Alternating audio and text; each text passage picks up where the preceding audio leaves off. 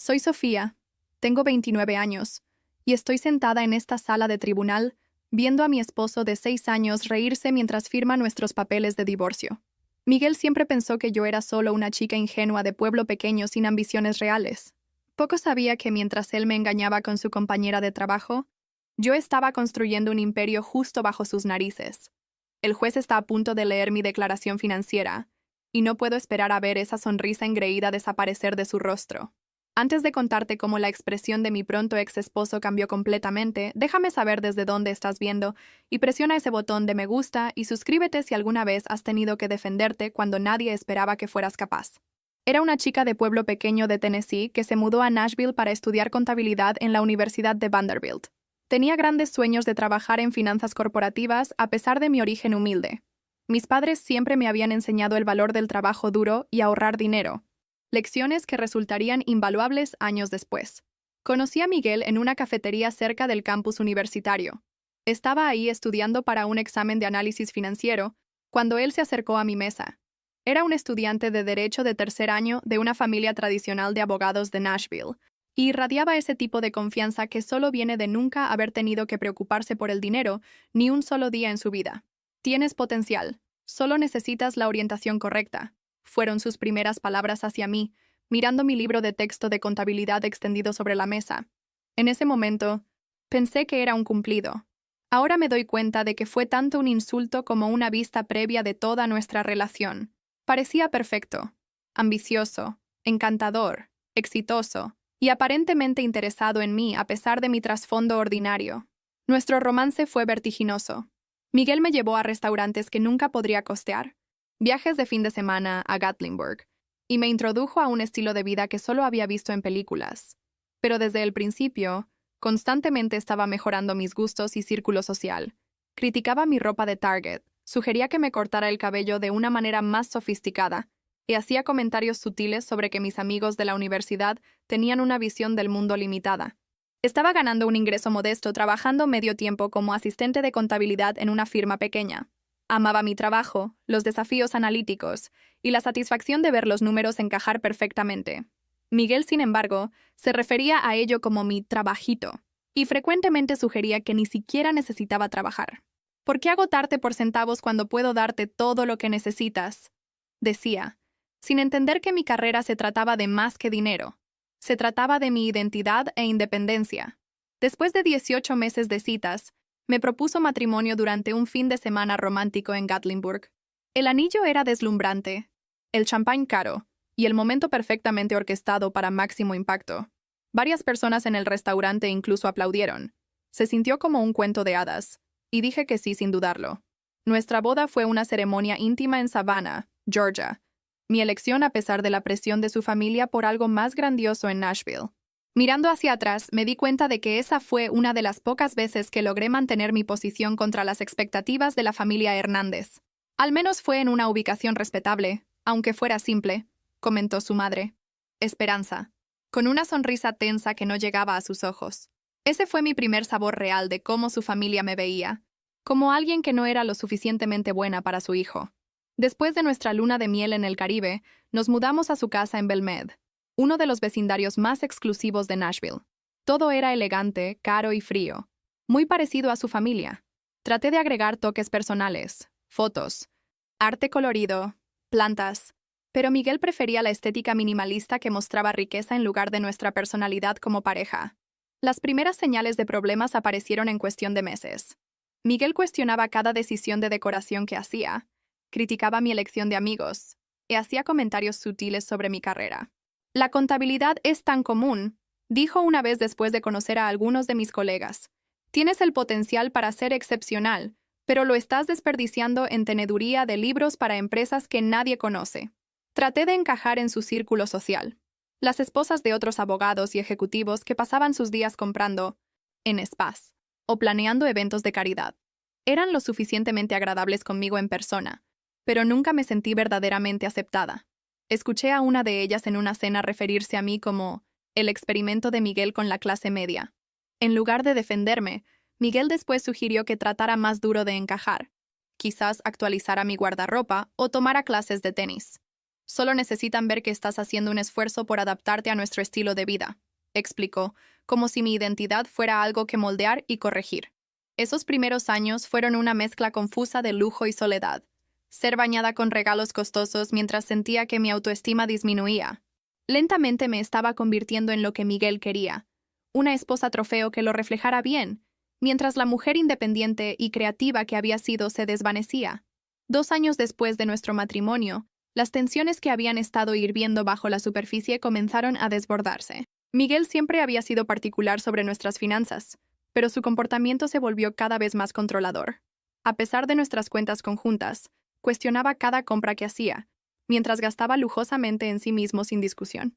¿Realmente necesitabas otro conjunto de libros de desarrollo profesional? Preguntaba, examinando el estado de cuenta de la tarjeta de crédito. Son $150 que podrían haberse invertido.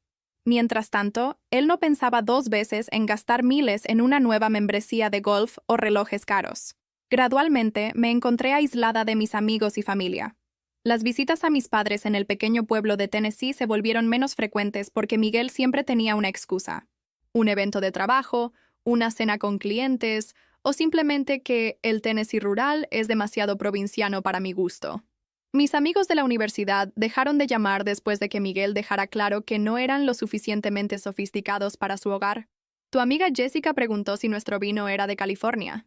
Se burló después de una cena que había organizado. Como si fuéramos a servir vino nacional a los invitados. Es vergonzoso, Sofía. Mi carrera, que una vez había sido fuente de orgullo, se convirtió en un campo de batalla constante. Cuando me ofrecieron una promoción a contadora senior, Miguel no fue comprensivo. ¿Vale la pena el modesto aumento de salario por las horas extra fuera de casa? Cuestionó. Estamos planeando formar una familia pronto, ¿recuerdas? Esto era noticia para mí. Siempre que mencionaba tener hijos, él siempre decía que el momento no era el correcto. Fue por esta época que descubrí mi pasión por la consultoría financiera.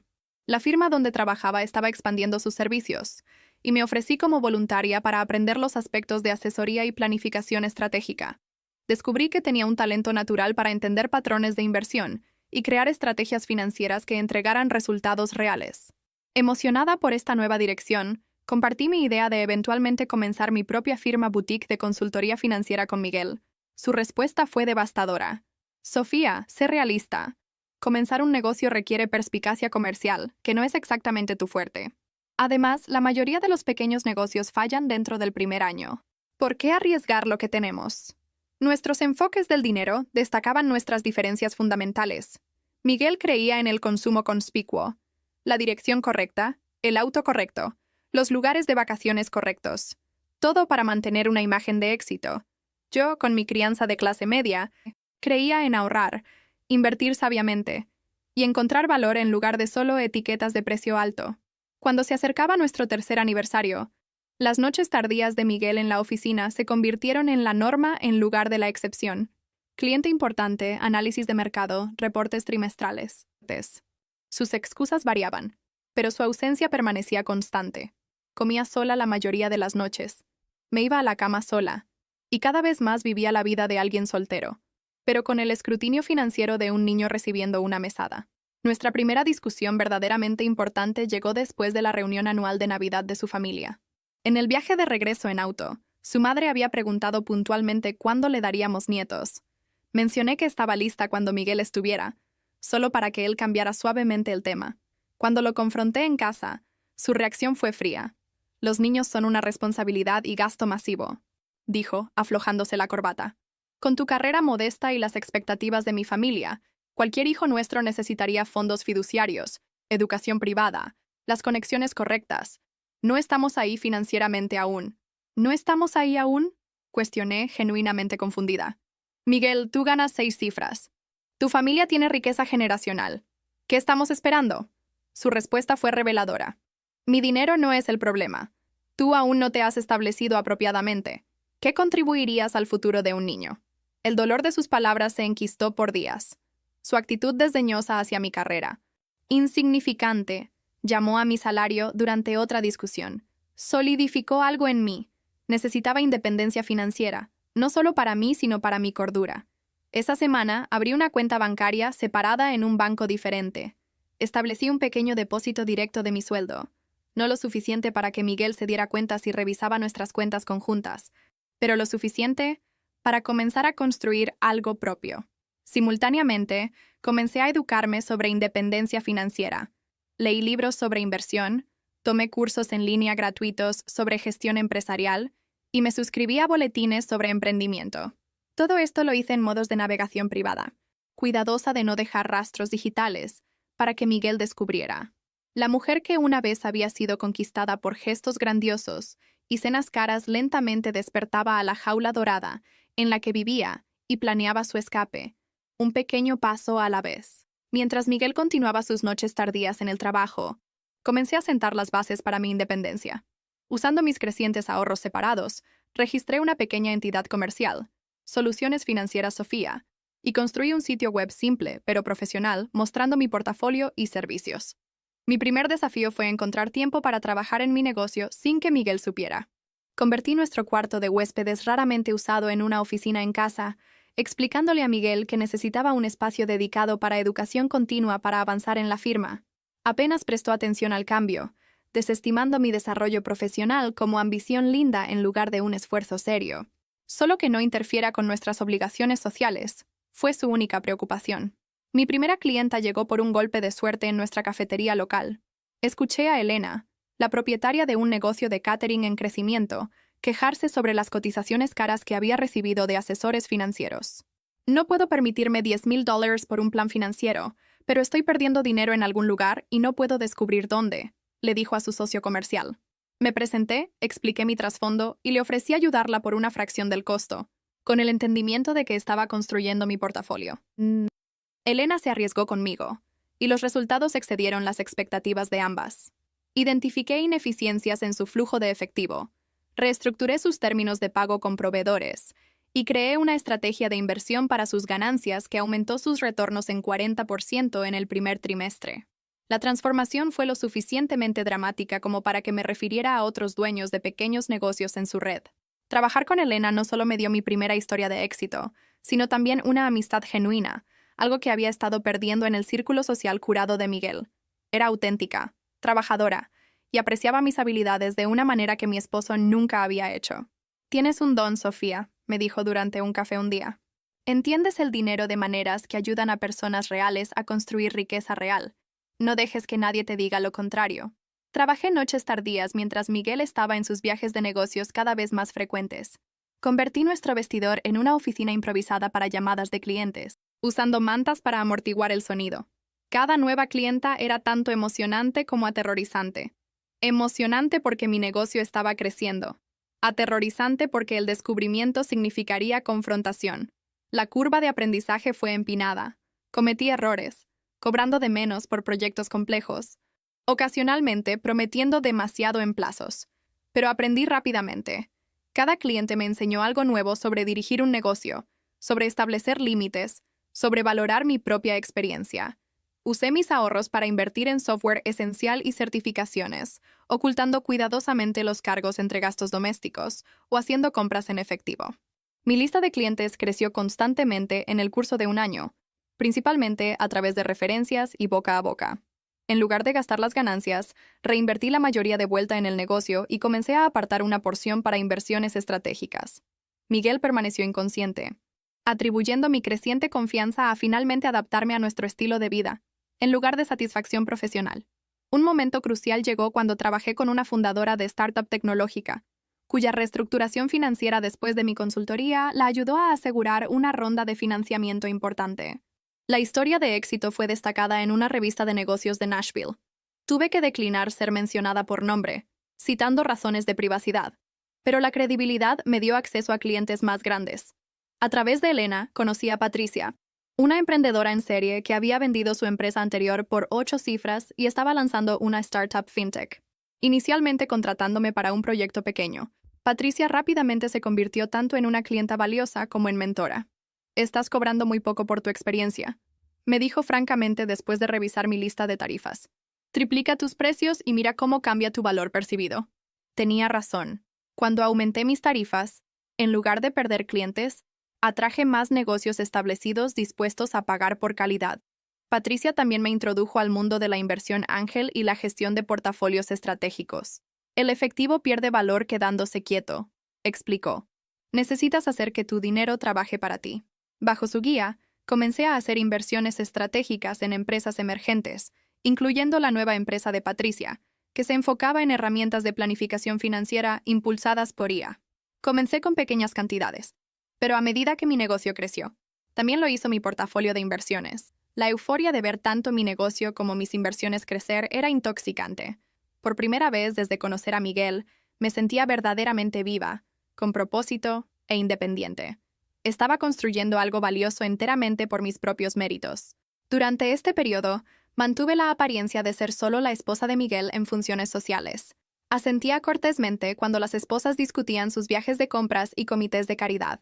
Asistía a sus cenas de trabajo y desempeñaba el papel de esposa comprensiva impecablemente. Todo mientras dirigía un negocio en crecimiento desde nuestro hogar y tomaba decisiones de inversión que alterarían el curso de mi vida. Mi vida doble era agotadora pero empoderadora. Cada nueva clienta, cada consultoría exitosa, cada retorno de inversión era un paso hacia la libertad que cada vez más me daba cuenta de que quería, necesitaba, de mi matrimonio controlador. 4 años después de nuestro matrimonio, la fachada comenzó a desmoronarse. Comenzó con un mensaje de texto que apareció en el teléfono de Miguel mientras él estaba en la ducha, una vista previa visible en su pantalla de bloqueo de alguien llamado A, que decía: ¿Ya me extrañas? Anoche fue. El mensaje desapareció antes de que pudiera leer más, pero plantó una semilla de sospecha que no pude ignorar. Miguel había estado más distante que de costumbre, frecuentemente llegando a casa oliendo a perfume desconocido que él afirmaba era de abrazar colegas para despedirse en eventos de networking. En lugar de confrontarlo inmediatamente, decidí investigar. Noté sus patrones. Las reuniones tardías de los jueves que siempre duraban hasta después de las 9. Las conferencias de fin de semana que nunca tenían sitios web que pudiera encontrar. El aumento repentino en cenas con clientes en un restaurante específico y elegante del centro. El siguiente jueves, le dije a Miguel que estaba visitando a Elena para ayudar con un evento corporativo especial en su empresa de catering. En lugar de eso, estacioné mi auto cerca del restaurante que él frecuentaba y esperé. A las 8:30, su BMW entró al estacionamiento. 10 minutos después, un Mercedes rojo llegó y una mujer con cabello rubio salió. Incluso desde la distancia, reconocí a Amanda, su colega de la firma de abogados. Los vi abrazarse de una manera que los colegas nunca lo harían. Lo vi besarla en el estacionamiento antes de que entraran al restaurante juntos. Mis manos temblaron mientras tomaba fotos con mi teléfono. Mi estómago un hoyo vacío de traición y confirmación. Les di 30 minutos antes de caminar hacia el restaurante. Estaban en una mesa del rincón, su mano sobre la de ella, inclinándose íntimamente. Me acerqué silenciosamente, mi corazón latiendo tan fuerte que estaba segura de que todos podían escucharlo. Esto explica las reuniones tardías, dije, mi voz sorprendentemente estable. Miguel se echó hacia atrás, su rostro ciclando a través de shock, culpa y finalmente estableciéndose en molestia por ser atrapado. Amanda tuvo la decencia de verse avergonzada, recogiendo su cartera y murmurando algo sobre usar el baño. «Sofía, esto no es lo que parece», comenzó Miguel, usando el mismo tono suave que empleaba con clientes difíciles. «¿En serio? Porque parece que estás cenando con tu novia mientras tu esposa piensa que estás trabajando». La conversación que siguió fue surreal. Miguel ofreció una disculpa a medias, afirmó que era solo físico, y tuvo la audacia de culparme por su infidelidad. «¿Has estado tan envuelta en tus pequeños proyectos de contabilidad?», dijo, bajando la voz mientras los comensales vecinos comenzaron a notar nuestra tensión. «Te has vuelto aburrida, Sofía, sin ambición. ¿Cuándo fue la última vez que hiciste un esfuerzo en nuestro matrimonio?» Dejé el restaurante sola, manejando sin rumbo por horas antes de regresar a casa. Miguel regresó pasada la medianoche, ofreciendo promesas de terminar el affair, sugiriendo consejería, incluso proponiendo una segunda luna de miel.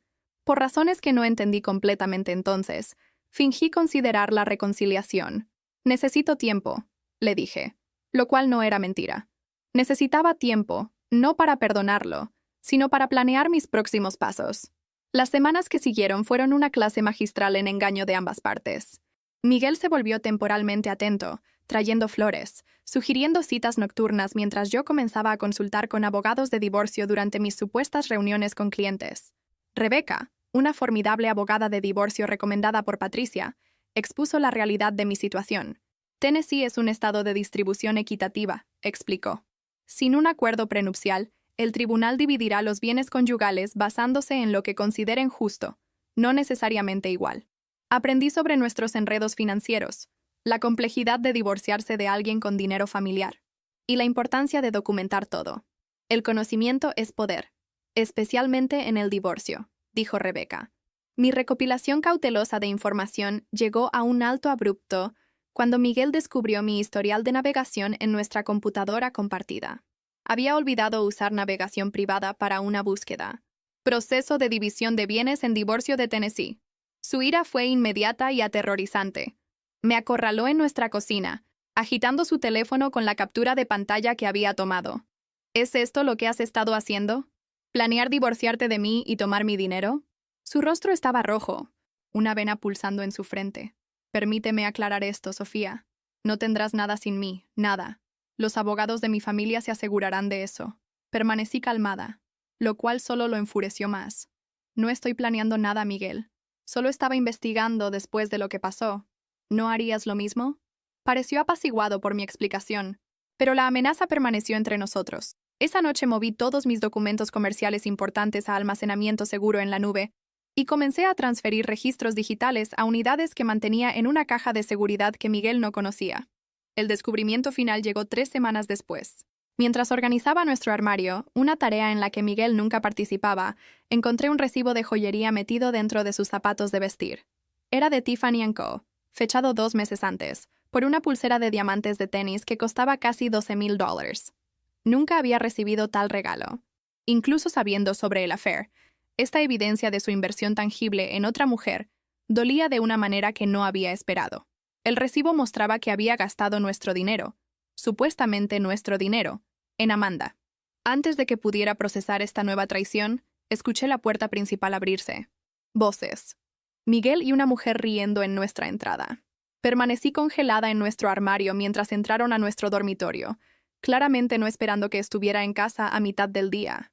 Salí para encontrar a Miguel y Amanda abrazándose al pie de nuestra cama, la cama que habíamos compartido por 4 años.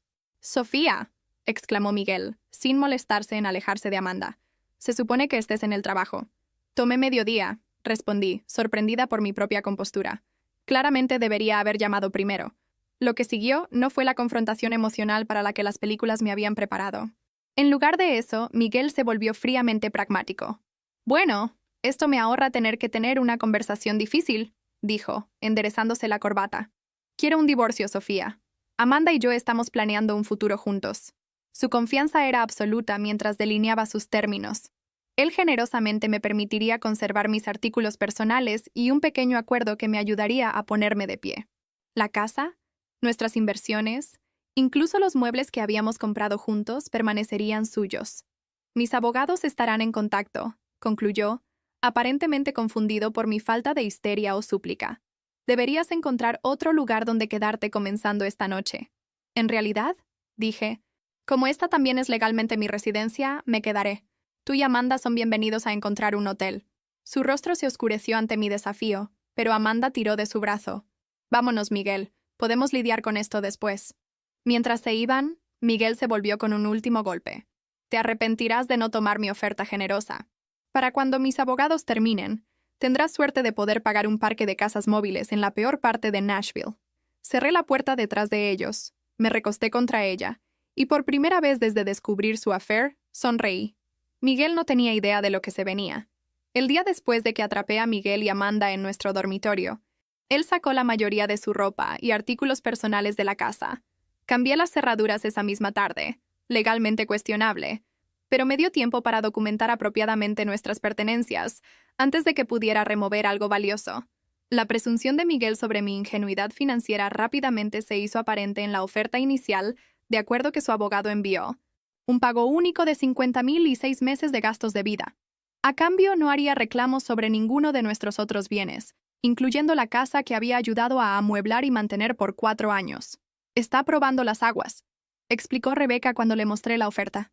«Está asumiendo que no conoces tus derechos o el verdadero alcance de tus bienes conyugales». Con la orientación de Rebeca, rechacé formalmente la oferta y comencé el proceso de descubrimiento financiero, un mecanismo legal que requiere que ambas partes divulguen todos los activos y pasivos.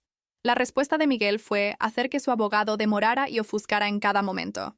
Esta es una táctica estándar, me aseguró Rebeca. Están esperando agotar tus recursos y paciencia hasta que aceptes menos de lo que mereces. Lo que Miguel no se daba cuenta era que no dependía de sus divulgaciones. Había estado rastreando nuestras finanzas conjuntas meticulosamente por años, incluyendo cuentas que él pensaba que yo no conocía. Más importante, tenía mis propios recursos crecientes de los que él no sabía nada. Después de consideración cuidadosa y consulta con Rebeca, tomamos una decisión estratégica. Yo retendría temporalmente el verdadero alcance de mi negocio e inversiones durante las fases iniciales de negociación. La ley de Tennessee generalmente consideraba que los negocios comenzados durante el matrimonio eran propiedad conyugal, pero Rebeca identificó una excepción potencial basada en el hecho de que Miguel había desalentado activamente mi negocio y no proporcionó apoyo, financiero o de otro tipo, en su creación. Revelaremos todo en el momento correcto, me aseguró. Pero por ahora, dejemos que crea su propia narrativa sobre ti. Mientras el proceso legal avanzaba lentamente, Miguel lanzó una ofensiva social. Los amigos mutuos comenzaron a evitar mis llamadas. Las invitaciones a eventos sociales se secaron. Incluso nuestros vecinos, que siempre habían sido amigables, se volvieron fríamente profesionales. Después supe que Miguel había estado esparciendo una narrativa de que yo lo había engañado, que estaba mentalmente inestable, y que él se estaba divorciando de mí a pesar de sus mejores esfuerzos por salvar nuestro matrimonio. En los círculos donde el nombre de su familia tenía peso, su versión de los eventos fue aceptada sin cuestionamiento. El dolor de este exilio social fue inesperadamente agudo. Personas con las que había compartido días festivos, celebrado hitos, compartido confidencias, todas desaparecieron de mi vida basándose en las mentiras de Miguel, todas excepto Elena y Patricia, que nunca vacilaron en su apoyo. Las personas que creen chismes sin escuchar ambos lados no valen tu energía, me dijo Elena sobre pasteles de emergencia en su cocina de catering después de un día particularmente difícil. Concéntrate en construir tu nueva vida, no en lamentar la antigua. Los intentos de Miguel de intimidarme escalaron cuando se dio cuenta de que no iba a aceptar silenciosamente sus términos. Hubo llamadas telefónicas nocturnas con amenazas apenas veladas sobre asegurarme de que nunca trabajes en esta ciudad otra vez, e incluso una sugerencia de que reportaría mi negocio por irregularidades fiscales, una amenaza vacía ya que mis finanzas comerciales estaban meticulosamente documentadas. Su familia se unió a la campaña de presión. Su madre Esperanza llamó para razonar conmigo. Siempre supimos que no eras la correcta para Miguel, dijo, su voz goteando con descendencia. Pero te aceptamos porque él te eligió. No hagas esto difícil, Sofía. Toma lo que se está ofreciendo y sigue adelante con dignidad. Mantuve mi compostura a través de todo, una habilidad que había perfeccionado durante años de soportar menosprecios sutiles en las reuniones familiares de los Hernández. Gracias por tu preocupación, Esperanza. Me guiaré por el consejo de mi abogada. La sobreconfianza de Miguel comenzó a trabajar en su contra. Creyendo que no tenía recursos para pelear una batalla legal prolongada, cometió varios errores críticos. Falló en revelar cuentas de inversión de las que yo tenía documentación. Subreportó el valor de su portafolio de acciones. Afirmó que ciertos activos eran propiedad separada cuando habían sido claramente comprados con fondos conyugales. Rebeca documentó cada discrepancia meticulosamente, construyendo un caso que eventualmente socavaría su credibilidad con el tribunal. Mientras tanto, mi empresa experimentó crecimiento exponencial durante el periodo de separación. Un plan de reestructuración financiera que diseñé para una cadena regional de restaurantes los ayudó a evitar la bancarrota y triplicar sus ganancias, llevando a características en publicaciones de la industria. Tuve que declinar entrevistas, citando razones personales, pero el reconocimiento profesional trajo una avalancha de nuevos clientes. El gran avance llegó cuando aseguré un contrato con una cadena nacional de retail para reformar toda su estrategia financiera. Un trato de 6 cifras que transformó mi negocio de exitoso a excepcional. Contraté 4 empleados, renté un espacio de oficina profesional en el centro de Nashville y comencé a rechazar clientes cuyos valores no se alineaban con la misión de mi empresa. Todo esto pasó mientras Miguel y su equipo legal continuaban caracterizándome como una tenedora de libros en apuros, dependiente del apoyo de su esposo. Su percepción de mí como la chica ingenua de pueblo pequeño deslumbrada por su riqueza se había calcificado al punto donde no podía concebir mi éxito independiente de él. Durante este tiempo, Patricia me introdujo a un grupo de inversionistas ángel, buscando financiar startups fintech prometedoras. Mi combinación de experiencia financiera práctica y visión tecnológica Los impresionó lo suficiente para ofrecer financiamiento semilla para una aplicación revolucionaria de planificación financiera que había estado desarrollando. La aplicación, que usaba IA para proporcionar consejo financiero personalizado para pequeños negocios e individuos, se lanzó en beta con una respuesta positiva abrumadora. En 6 meses, teníamos 50,000 usuarios y estábamos recibiendo ofertas de adquisición de instituciones financieras importantes. También hice inversiones estratégicas en varias otras startups, aprovechando mi red y experiencia financiera para identificar empresas con potencial de crecimiento excepcional. Mi portafolio se diversificó a través de tecnología, bienes raíces y mercados emergentes, todo cuidadosamente manejado para maximizar retornos mientras minimizaba riesgo. La noche antes de nuestra fecha final en tribunal, me senté sola en la casa que nunca se había sentido como hogar, reflexionando sobre mi viaje. 4 años antes había estado tan ansiosa por complacer a Miguel que había comenzado a perderme a mí misma. Su traición, dolorosa como fue, me había forzado a redescubrir mi fuerza, ambición y valor. Empaqué una pequeña bolsa de viaje. Independientemente de la decisión del juez, había decidido que no pasaría otra noche en el espacio donde mi matrimonio se había desmoronado. Mi nuevo apartamento penthouse estaba listo, comprado a través de una LLC de la que Miguel no sabía nada, amueblado con piezas que había elegido por su belleza y comodidad en lugar de su valor de estatus. Mientras cerraba la cremallera de la bolsa, mi teléfono sonó con un texto de Patricia. «Recuerda quién eres mañana, no quién él trató de hacerte ser». Con esas palabras en mi corazón, me preparé para enfrentar el acto final de mi matrimonio con Miguel. La mañana de nuestra fecha en tribunal amaneció clara y fresca. Me vestí con un traje azul marino, conservador pero confiado, con una sola pieza de joyería, un pequeño colgante de diamante que Elena y Patricia me habían dado para marcar el 2º aniversario de mi negocio. Tu diamante de independencia, lo habían llamado.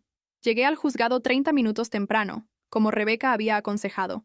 Miguel ya estaba ahí, viéndose caro en un traje gris carbón hecho a medida. Su abogado David a su lado. David era socio senior en una de las firmas legales más prestigiosas de Nashville y tenía reputación por acuerdos de divorcio agresivos que favorecían a clientes adinerados. Miguel sonrió con suficiencia cuando me vio, inclinándose para susurrar algo a David que hizo reír a ambos hombres. Su confianza era palpable. Creía que esto era meramente una formalidad antes de su victoria inevitable.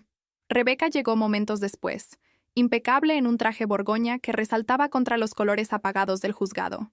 A diferencia de David con su equipo de asociados junior, Rebeca trabajaba con precisión y propósito, irradiando una competencia silenciosa que me había tranquilizado desde nuestra primera reunión. ¿Lista?, preguntó, su expresión no revelando nada a ojos observadores. Más que lista, respondí. La sala del tribunal de la jueza Catherine Williams era intimidante en su austeridad. La jueza misma, una mujer en sus 50s con cabello plateado y ojos penetrantes, tenía reputación por justicia pero poca paciencia para juegos o exhibiciones emocionales. Cuando comenzaron los procedimientos, Miguel puso una actuación digna de un Oscar. Su testimonio lo pintó como el esposo devoto que había apoyado las ambiciones de carrera modestas de su esposa, solo para ser repagado con ingratitud y demandas irrazonables en el divorcio. Solo quiero una resolución justa, su honor, dijo, su voz modulada para transmitir decepción razonable. He ofrecido a la señora Sofía un acuerdo generoso que le permitiría mantener un estilo de vida cómodo mientras reconstruye su carrera. David presentó su caso para la división de activos, destacando la riqueza familiar de Miguel como propiedad separada, minimizando mis contribuciones a nuestros activos conyugales, y sugiriendo que la casa, comprada principalmente con sus ganancias, debería permanecer como su propiedad. Durante toda su presentación, mantuve mi compostura, ni reaccionando a las fabricaciones de Miguel ni revelando mis emociones.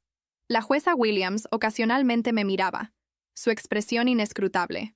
Cuando llegó el momento de firmar el decreto inicial de divorcio, separando nuestro estado conyugal, mientras los asuntos financieros se finalizaban, Miguel hizo un espectáculo de ello. Firmó con flourish, una risa escapando de sus labios mientras tapó su pluma Montblanc. Mientras regresaba a su asiento, pasó lo suficientemente cerca para disfrutar volviendo a la granja de tus padres. La presentación de Rebeca comenzó metódicamente, su enfoque un contraste marcado con los argumentos teatrales de David. Presentó evidencia de los engaños financieros de Miguel durante nuestro matrimonio, las cuentas ocultas, el gasto lujoso en Amanda, el patrón de control financiero. Su honor, dijo Rebeca, El señor Miguel no ha sido honesto sobre el alcance completo de los activos conyugales como requiere la ley de Tennessee. Sometió documentación de cuentas que Miguel había fallado en revelar, incluyendo fechas, números de cuenta y saldos aproximados. Miguel se movió incómodamente en su asiento mientras Rebecca continuaba, su expresión engreída dando paso a miradas nerviosas hacia David. David solicitó un receso breve, que la jueza Williams negó. Creo que deberíamos continuar, consejero. Estoy particularmente interesada en escuchar sobre estos activos no revelados.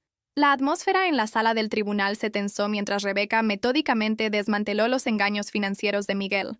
La expresión de la jueza Williams se volvió cada vez más severa mientras la evidencia se acumulaba.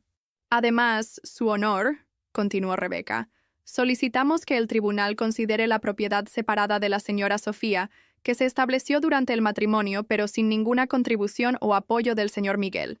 Este era el momento para el que nos habíamos preparado. La jueza Williams levantó la vista de sus notas. Por favor, elabore, consejera. La señora Sofía estableció un negocio de consultoría durante el matrimonio. El señor Miguel no solo no proporcionó apoyo para esta empresa, sino que la desalentó activamente y menospreció sus ambiciones profesionales, como evidencian estas comunicaciones. Rebecca presentó emails y mensajes de texto, donde Miguel había desestimado mi negocio como un pasatiempo y desalentado mis metas emprendedoras. La jueza Williams revisó los documentos cuidadosamente antes de dirigirse a mí directamente por primera vez. Señora Sofía, el tribunal requiere divulgación financiera completa de ambas partes. ¿Ha sometido información completa sobre esta empresa comercial? Aún no. Su honor, respondí como habíamos planeado. Mi declaración financiera completa está lista para sometimiento hoy. Rebecca entregó al secretario del tribunal un sobre sellado conteniendo mi divulgación financiera completa, el documento que habíamos estratégicamente retenido hasta este momento. Solicito que el tribunal revise la declaración financiera de la señora Sofía antes de hacer cualquier determinación sobre división de activos, dijo Rebecca. La jueza Williams asintió y abrió el sobre. La sala del tribunal cayó en silencio mientras ella leía, las cejas alzándose ligeramente, la única indicación de sorpresa de la jueza por lo demás compuesta. Después de lo que se sintió como una eternidad, la jueza Williams levantó la vista. Para el récord, leeré el resumen de los activos de la señora Sofía. Mi corazón latía fuerte mientras comenzaba a leer. Soluciones financieras. Sofía, una firma de consultoría financiera establecida hace 3 años. Valuación actual basada en ingresos, contratos y propiedad intelectual. 2.100.000. La cabeza de Miguel se volteó bruscamente, su expresión de incredulidad casi cómica. Portafolio de inversiones, incluyendo acciones de tecnología, bienes raíces e inversiones en startups, 1.900.000. Miguel agarró la mesa, sus nudillos blancos. Propiedades de bienes raíces, 2 propiedades compradas en los últimos 18 meses, valuadas en 1.200.000. Para este punto, Miguel se veía físicamente enfermo. Su rostro se había drenado de color, su cuerpo rígido de shock. Junto a él, David susurraba frenéticamente, pero Miguel parecía incapaz de procesar lo que estaba escuchando. Total de activos revelados, 5.200.000, concluyó la jueza Williams.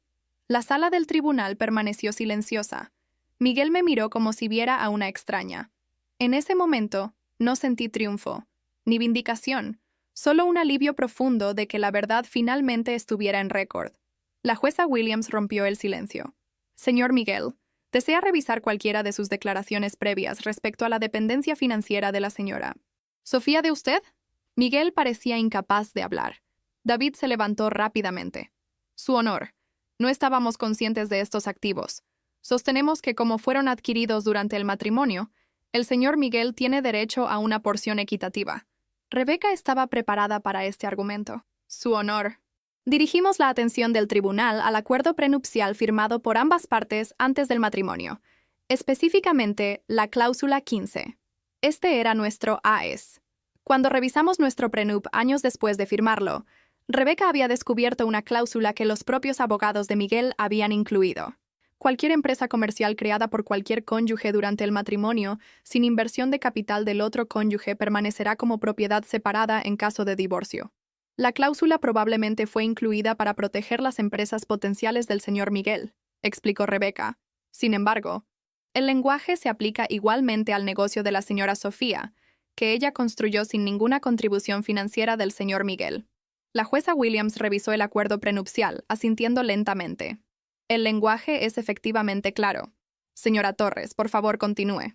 Rebeca delineó cómo había construido mi negocio desde cero, usando mis propios ahorros y reinvirtiendo ganancias, todo mientras Miguel desalentaba activamente mis esfuerzos.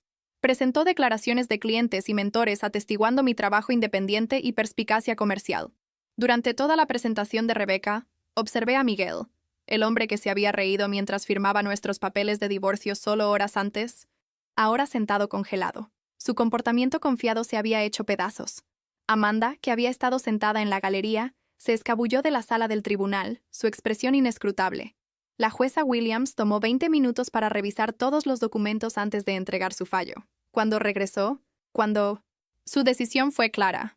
Basándose en la evidencia presentada y los términos del acuerdo prenupcial, el tribunal encuentra que Soluciones Financieras Sofía y el portafolio de inversiones resultante constituyen propiedad separada perteneciente únicamente a la señora Sofía. Miguel hizo un sonido estrangulado, algo entre un jadeo y una protesta. Además, continuó la jueza Williams, dado el fallo del señor Miguel de revelar completamente los activos conyugales como requiere la ley, el tribunal está inclinado a ver la división de los activos conyugales restantes en una luz más favorable a la señora Sofía. El resto de su fallo fue un borrón de términos legales, pero el resultado fue claro. Mantendría mi negocio, mis inversiones y mis propiedades. Adicionalmente, recibiría una porción mayor de nuestros activos conyugales reales debido al engaño de Miguel. La casa se vendería con los ingresos divididos según la fórmula de la jueza que me favorecía fuertemente. Mientras nos levantábamos para irnos, Miguel se me acercó, su abogado tratando sin éxito de detenerlo. ¿Planeaste esto?, siseó, su rostro contorsionado con ira y humillación. Todos estos años, solo estabas esperando para derribarme. Miré al hombre que una vez había amado, ahora un extraño consumido por su propia narrativa de victimización. No, Miguel. Construí algo mientras tú estabas ocupado destruyendo lo que teníamos. Esa es la diferencia entre nosotros. Rebeca me guió gentilmente lejos, dejando a Miguel parado solo en la sala del tribunal que se vaciaba, los restos de su complejo de superioridad yaciendo en ruinas a su alrededor. Salir de ese juzgado ese día se sintió menos como una victoria y más como liberación. El peso del engaño, tanto el de Miguel como mi propio secreto necesario, se levantó de mis hombros con cada paso por esas escaleras de mármol. Hoy mi empresa se ha expandido internacionalmente, mis inversiones continúan creciendo, y he usado mis recursos para establecer una fundación ayudando a mujeres a lograr independencia financiera. Miguel intentó la reconciliación una vez que supo mi patrimonio neto, pero había avanzado mucho más allá de la mujer que una vez buscó su aprobación. Si estás viendo esto y enfrentando tu propia encrucijada de subestimación o traición, recuerda que a veces lo que parece un final es en realidad un comienzo disfrazado. Tu valor no está determinado por la incapacidad de alguien más de verlo. ¿Alguna vez has tenido a alguien que te subestimó solo para probarles espectacularmente que estaban equivocados? Comparte tu historia en los comentarios abajo. Y si esto resonó contigo, por favor dale me gusta, suscríbete, y comparte con alguien que podría necesitar escuchar que su valor no está definido por la percepción de alguien más. Gracias por escuchar mi viaje. Y recuerda, a veces perder lo que pensabas que querías te lleva directamente a lo que verdaderamente mereces.